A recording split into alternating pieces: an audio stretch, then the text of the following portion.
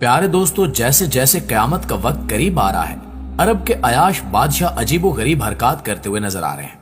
जैसा कि अभी कुछ दिन पहले इनकी जानिब से एक ऐसी हरकत की गई जिसके बारे में सुनकर हर मुसलमान का दिल कांप उठा है और ये सोचने पर मजबूर हो गया है कि क्या ये एक मुसलमान मुल्क है। और इस हरकत के मुताबिक अब मगरबी ममालिक की तरह सऊदी अरब में भी हिजाब पर पाबंदी लगा दी गई है, जिसके बाद पूरी दुनिया के मुसलमान हैरान होने के साथ साथ गमज़दा भी नजर आ रहे हैं। ये कोई ख्वाब नहीं बल्कि एक हकीकत है, जिसके मुताबिक Saudi education and training evaluation commission ने कमरे इम्तिहान में उबाया पर पाबंदी का ऐलान करते हुए कहा है कि तालिबात को इम्तिहान के दौरान उबाया पहनने की इजाजत नहीं होगी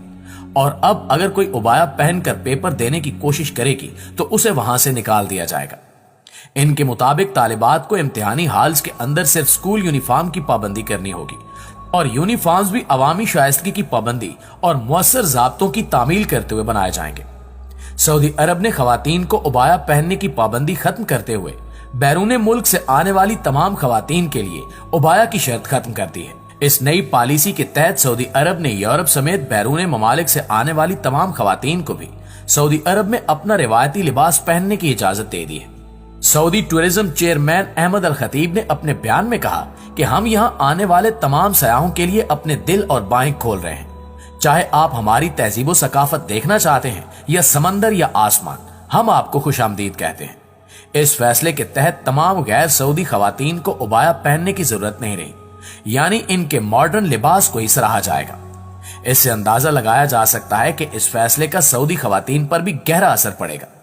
इस फैसले के साथ ही सऊदी अरब ने अपने मुल्क के वीजे के लिए ऑनलाइन दरखास्तें खोल दी हैं और अब किसी भी मुल्क के सयाह किसी भी हालत में सऊदी अरब आ सकते हैं। नाज़रीन ग्रामी, याद रहे कि सऊदी अरब के टूरिज्म को फरोग देने का अमल शाह सलमान के इकनॉमिक प्लान 2030 का हिस्सा है। सऊदी अरब में हिजाब की पाबंदी बिल्कुल खत्म कर दी गई है और अब ख्याल किया जा रहा है कि एक और इस्लामी मुल्क ईरान में भी इसका खात्मा कर दिया जाएगा,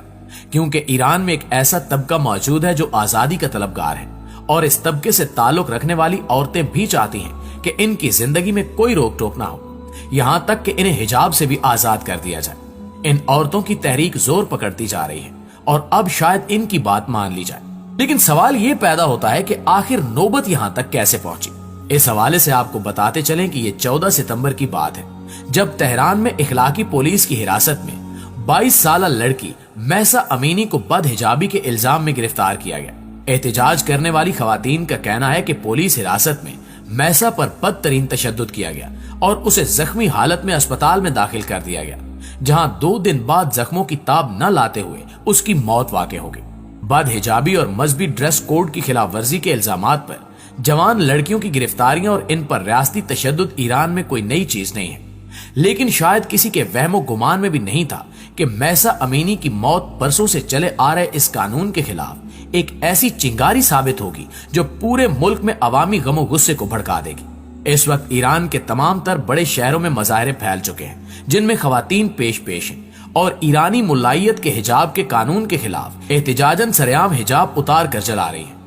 ये मुजाहरे हिजाब के कानून के खात्मे से आगे बढ़ते हुए फौरन थियोक्रेटिक रियासत के खात्मे के मुतालबे तक पहुंच गए हैं और लोग 1979 के ईरानी इनकलाब के मशहूर जमाना नारे आमिर मुर्दाबाद बुलंद करने लगे हैं। कहा जा रहा है कि गिरती हुई मईशत और सख्त मुआशी हालात में रियासत के इस कानून ने लोगों की जिंदगियों को मजीद अजीरन बना दिया है और ऐसे में ये वाकया लोगों के ईरानी मजहबी रियासत के खिलाफ मुजतमा शुदा गुस्से का इजहार बन गया है। ऐसे वाकयात पहले भी होते रहे, लेकिन जब महसा अमीनी के साथ हालिया वाकया हुआ तो लोगों के सब्र का पैमाना लबरेज हो गया और एक एहतजाजी तहरीक का आगाज हुआ। महसा एक कुर्द थी जो कुर्दिस्तान सूबे से ताल्लुक रखती थी और जो दहाइयों से ईरानी रियासत के कौमी जबर का शिकार है, लेकिन महसा के कत्ल के खिलाफ एहतजाज पलक झपकते ही कुर्दिस्तान से तेहरान और ईरान के तमाम बड़े शहरों में फैल गया।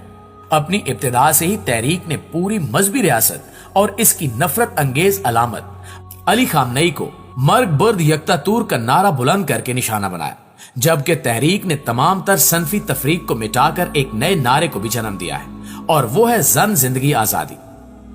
नाज़रीन ग्रामी, ये तमाम इकदामात सऊदी अरब में हो या फिर किसी और इस्लामी मुल्क में, मगर इसमें कोई शक नहीं कि यह काम सरासर खिलाफ इस्लाम है, जिनकी हरगिज इजाजत नहीं दी जा सकती, क्योंकि पर्दे की इस्लाम में खसूसी अहमियत बयान की गई है और मर्दो जन को सतर पोशी के साथ शर्म और हया को भी मुकद्दम रखने का हुक्म दिया गया है।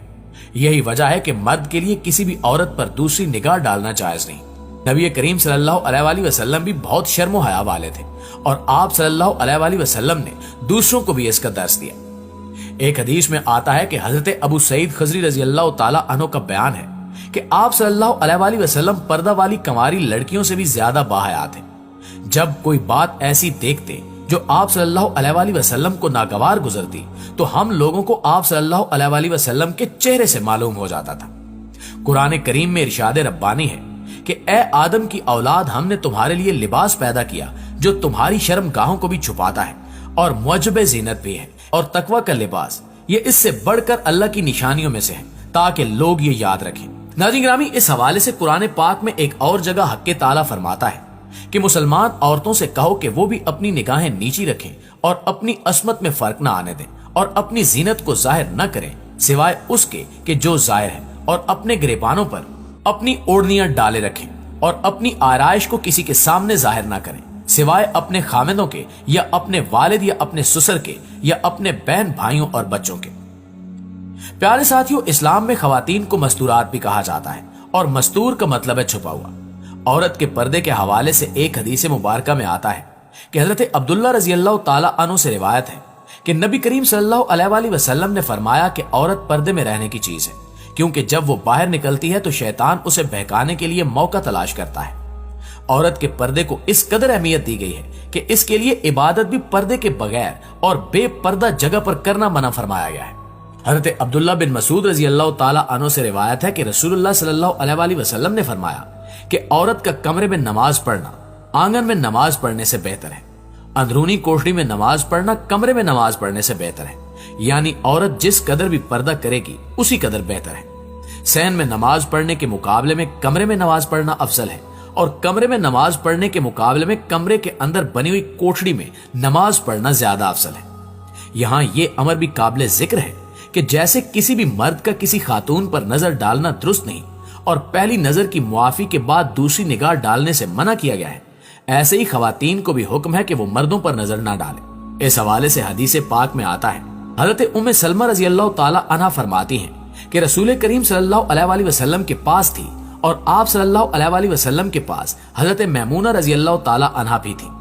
सामने से हजरत अब्दुल्ला बिन उम्मे मक्तूम जो कि नाबीना थे तशरीफ लाए। हजूर अकरम सल्लल्लाहु अलैहि वसल्लम ने फरमाया कि इनसे तुम दोनों पर्दा करो।